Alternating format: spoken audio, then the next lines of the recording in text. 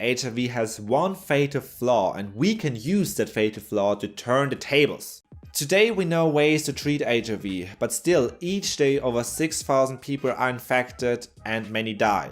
For over 40 years, scientists tried to develop a vaccine against HIV with little success, but this might soon change.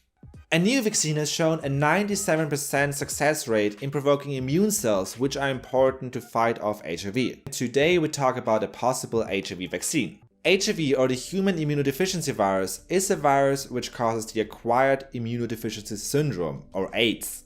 So the beginning will be quite similar, but it is important to understand how the virus infects our cells.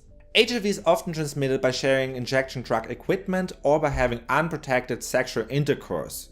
Once HIV particles have entered the bloodstream, they infect a subpopulation of T cells. T cells are a special type of immune cells that will become important in a minute. Once HIV has entered a T cell, it starts to activate its machinery and makes copies of its genetic information. The goal of HIV is to integrate its genetic information into the DNA of the host cell. If that happens, the virus often becomes silent for a very long time. And this is a specifically nasty mechanism, as our immune system is not able to recognize that something's going wrong here. But eventually the virus will reactivate itself and start to make copies of itself and assemble new viral particles. These particles are then released and are ready to infect new T cells. The whole process normally takes a couple of years, and in this time frame the infected person might not even know that they have HIV. Once, however, enough T cells are being infected or have been destroyed, then AIDS might occur. Since the immune system of the patient does not work properly anymore, other microorganisms can now start to infect the patient, which are normally no harm for us. We call these infections opportunistic infections, as they can ultimately lead to the death of the patient. Today there are different treatments to keep the number of active viral particles in the blood of HIV patients very low. It is crucial for scientists to develop an HIV vaccine. Unfortunately, nearly all vaccine trials have failed so far, and there are different reasons why it is specifically difficult to develop a vaccine against HIV. One of the major reasons is how classical vaccines normally work. In classical vaccines, we normally inject inactivated viruses or parts of viruses. Once someone gets vaccinated, his or her immune system starts to recognize the particles and fights them off. And here comes a very important step. A type of immune cells called B cells start to make antibodies against surface proteins. Antibodies are proteins which recognize specific structures called antigens. So in this case, antibodies recognize proteins on the surface of the virus as antigens. After vaccination, some B cells keep producing these antibodies, which then float around in the blood and which makes us immune. And this works with most viruses, but not with HIV. Antibodies are often not produced in the first place since surface proteins are not recognized. You see, the surface of HIV is heavily coated by sugars. In fact, there are so many sugars that they mask the underlying surface proteins. So this means that our immune system does not get in touch with surface proteins, meaning that no antibodies are being made, and that means that we do not become immune. And the second and very important reason why there is no HIV vaccine is that HIV is highly diverse. HIV is a virus with a comparatively high mutational rate.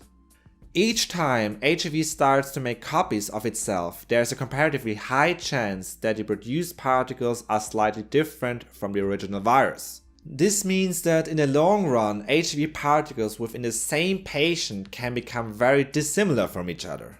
And this effect is even greater between people, so we can really say that there is not one single type of HIV, but each HIV case is unique. Over the past decades, only a combination of two vaccines have been shown to lower the risk in acquiring HIV. This vaccine combination was developed in 2009 and has shown a 31% reduction in infections. Ultimately, this form of protection also seems to vanish after a year, so that is that. But HIV has one fatal flaw, and we can use that fatal flaw to turn the tables. We've already mentioned that HIV has a high mutational rate, meaning that it changes its appearance in order not to be recognized by the immune system. But HIV cannot mutate everywhere without facing consequences. Some parts of surface proteins are very important for the overall shape of the virus. If these regions are changed, then the overall particle might fall apart. Very dramatic. We say that these regions are conserved, so although HIV mutates very quickly, there are certain parts which stay the same between patients. And this is where the new HIV vaccine comes into play. Over the past years, more and more so-called broadly neutralizing antibodies have been detected in HIV patients. Broadly neutralizing antibodies recognize conserved protein regions on the surface of HIV. So each of these antibodies was analyzed in order to assess where exactly they bind on the virus. And based on this data, antigens could be developed, which are now the key component of this vaccine. But there is one catch. The reason why it took so long for these antibodies to be discovered is that they are very rare. Only 1 out of 1 million B cells is actually able to make these kind of antibodies. Therefore, a new technique called germline targeting had to be implemented. In germline targeting, we deliver our antigens to very specific B cells. And in this case, we are talking about B cells which are able to make broadly neutralizing antibodies. So you might not ask, okay, what are the first results? In a phase 1 clinical trial, 48 healthy individuals were given the vaccine. The vaccine appeared to be safe as no severe side effects were reported, and it also seemed to have the desired effect. In fact, broad neutralizing antibodies were detected in 97% of all participants.